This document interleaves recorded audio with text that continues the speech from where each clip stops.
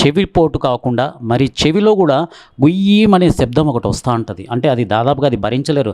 దాంతో పాటుగా నొప్పి కూడా ఉంటుంది. అది ఎందుకు వస్తుందంటారు?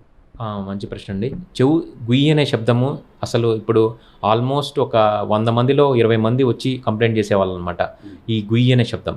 గుయ్యి అనే శబ్దానికి మొదటి కారణం అయితే లోపల కాక్లియా అనే ఒక పార్ట్ ఉంటుంది మన లోపలి చెవిలో. అది మన శబ్దాన్ని గ్రహించి బ్రెయిన్‌కు తీసుకెళ్ళే పార్ట్ అనమాట.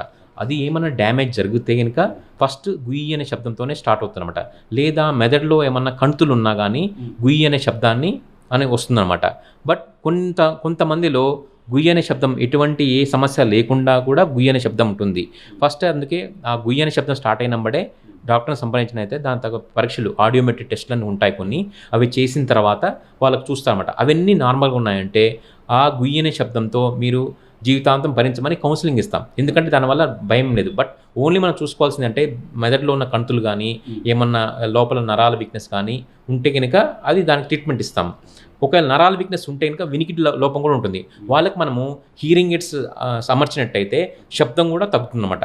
బట్ 90% పీపుల్లో శబ్దం అనేది ఏ ప్రాబ్లం లేకపోయినా కానీ గుయ్యి అనే శబ్దం ఉంటుంది. సో వాళ్ళకి మేము కౌన్సిలింగ్ ఇచ్చి జీవితాంతం దాంతో భరించండి, దానివల్ల నష్టం లేదు. ఎందుకంటే వాళ్ళకి భయం ఉంటుందట, అయ్యో నాకు ఏదో ఉందనే ఫీలింగ్ ఉంటారన్నమాట. అలాంటప్పుడు వాళ్ళకి చెప్తామన్నమాట, ఏం ప్రాబ్లం లేదు, మీరు హ్యాపీగా ఉండండి, దీని గురించి మర్చిపోండి, వేరే వ్యాపకం పెట్టుకోండి అని చెప్తాం అన్నమాట.